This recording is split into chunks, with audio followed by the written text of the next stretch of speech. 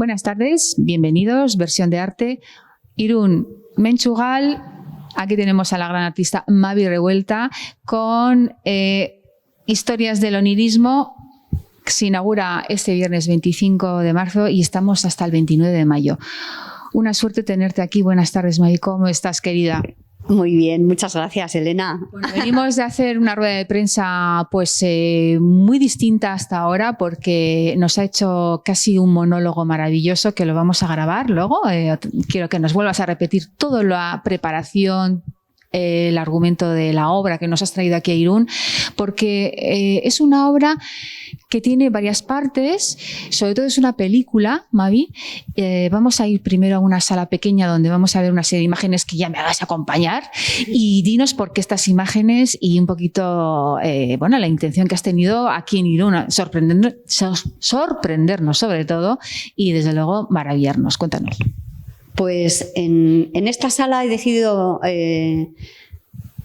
meter tres series diferentes de trabajo, tres trabajos diferentes.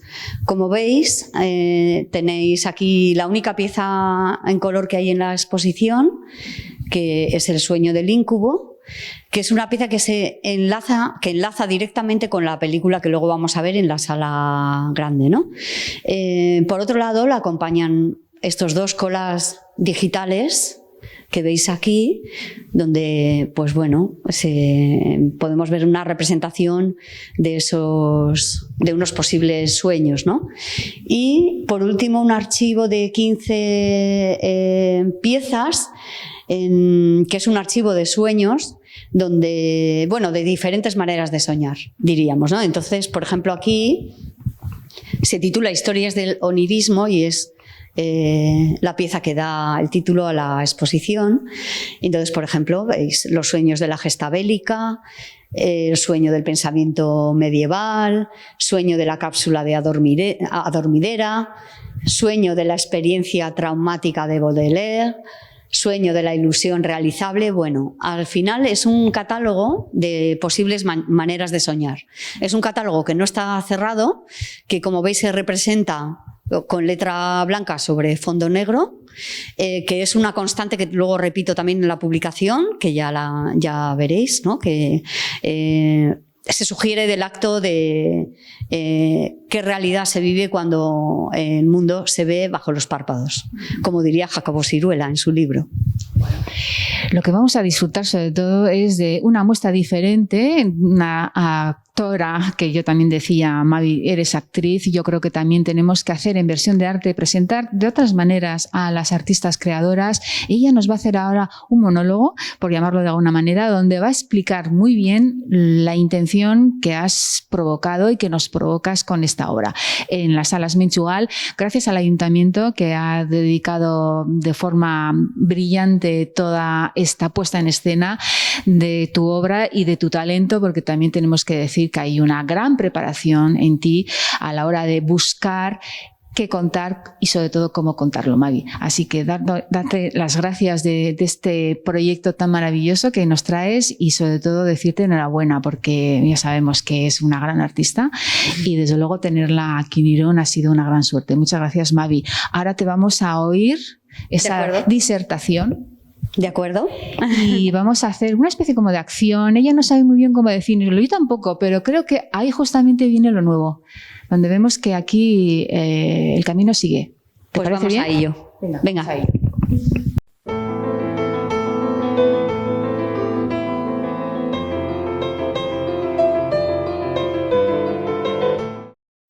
Esta muestra recoge mi imaginario a partir de un sueño recurrente causado durante mi infancia.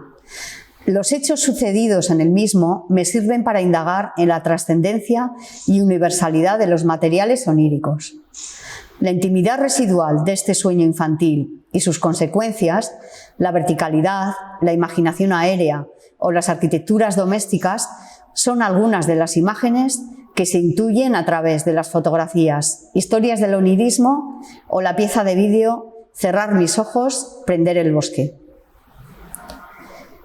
En la exposición se aborda el influjo de los sueños, no solo en nuestra imaginación creadora, sino también en nuestra vigilia.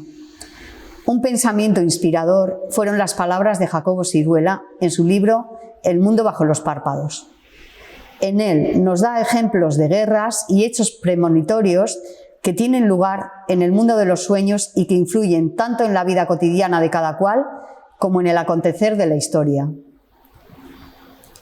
Como avanzó Borges en el prólogo de su libro de sueños, somos inconscientes de la importancia de los sueños y de la fortuna que tenemos al soñar.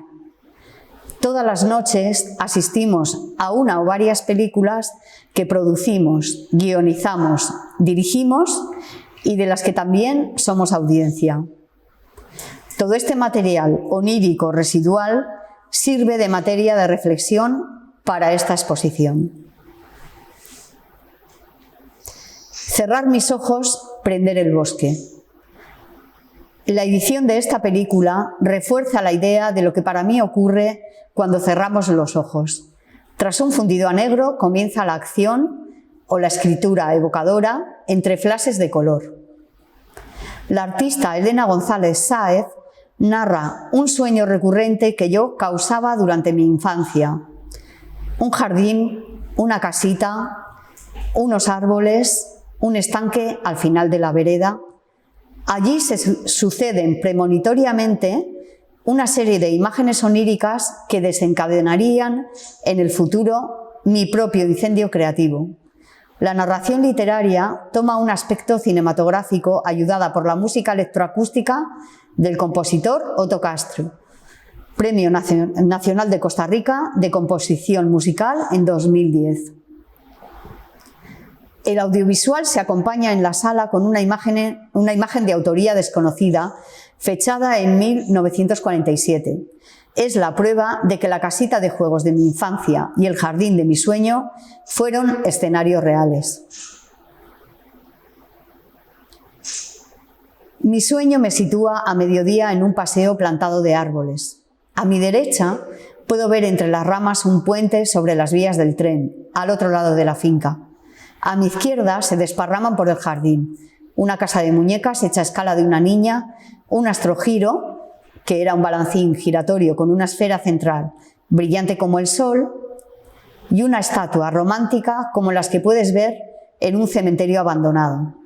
Al fondo, un estanque linda con el frontón municipal. Veo al final de la alameda una manada de leones corriendo hacia mí. No puedo moverme. Espero a que el primero de ellos abra su boca y me engulla. Fundido a negro, fin del sueño. Esta producción cinematográfica se sucedía durante tantas noches que aprendí a no temer a aquellos leones. Aprendí no tanto a dirigirlos, sino a saber estar anclada en la tierra ante una amenaza que, por otro lado, con el tiempo, comenzó a resultarme familiar. Aprendí así a abatir los miedos infantiles. El material visual y literario que se expone en la pequeña sala explora la capacidad creadora de la imaginación y el lenguaje poético. Las obras expuestas son las siguientes. El sueño del íncubo se trata de la única pieza a color en esta parte de la exposición y es la que se relaciona más directamente con el audiovisual, ya que aparece en este durante una fracción de segundo. La figura del íncubo, encarnación de la pesadilla, flota en ambas obras sobre un fondo azul. En su versión fotográfica, esta imagen etérea, desvanecida y desencajada, se asocia con unos libros antiguos y la escultura tardorromántica titulada La pesadilla, de Eugene Tibier. Noche intempesta, serie de 2 fotomontajes que representan imágenes oníricas vividas intensamente bajo la apariencia de un sueño. La fase intempesta transcurre en la noche muy entrada, cuando los animales profundamente reposan.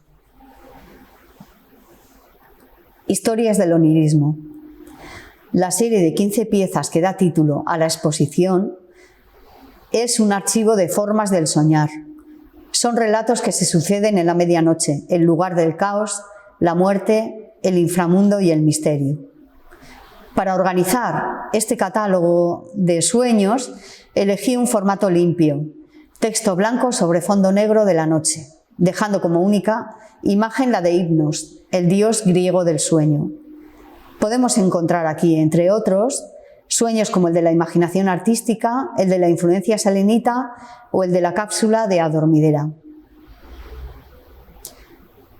La publicación asociada a esta exposición está diseñada por mí, pensada como resultado del gesto de cerrar los ojos. Como en el vídeo, como en Historias del onirismo también, nos encontramos con algunas flashes de color.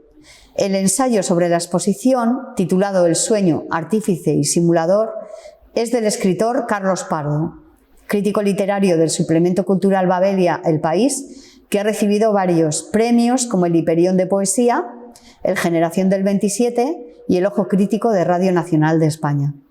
Para finalizar, voy a leeros el primer párrafo del mismo. En el libro 11 de sus Metamorfosis, Ovidio nos muestra la casa del sueño. Es una cueva, un monte cóncavo donde no alcanzan a llegar los rayos del sol. Allí se confunden nieblas y tinieblas en perpetuo movimiento. Y ahí habita también uno de los 1000 hijos del sueño, Morfeo. Morfeo es el encargado de comunicarle a Alcíone la muerte de su esposo Ceix. Morfeo, artífice y simulador de la figura, toma la apariencia de Ceix, fallecido en un naufragio. Se encarna lívido y desnudo y con el cabello todavía chorreante. No es exactamente su esposo, es una sombra, pero una sombra evidente y verdadera. Alcíone no dudará de la veracidad del oráculo que se le ha aparecido en sueños. Y si me detengo en esta fábula que tiene a Morfeo como protagonista, es precisamente por esa cualidad que se otorga al soñar, crear realidades. No solo simular, sino ser artífice. El propio Morfeo fue castigado por revelar a los hombres aquello que éstos no deberían saber. El sueño dice su verdad. Es el órgano del conocimiento con que se accede, por decirlo a la manera de Joseph Campbell, al descubrimiento del ser.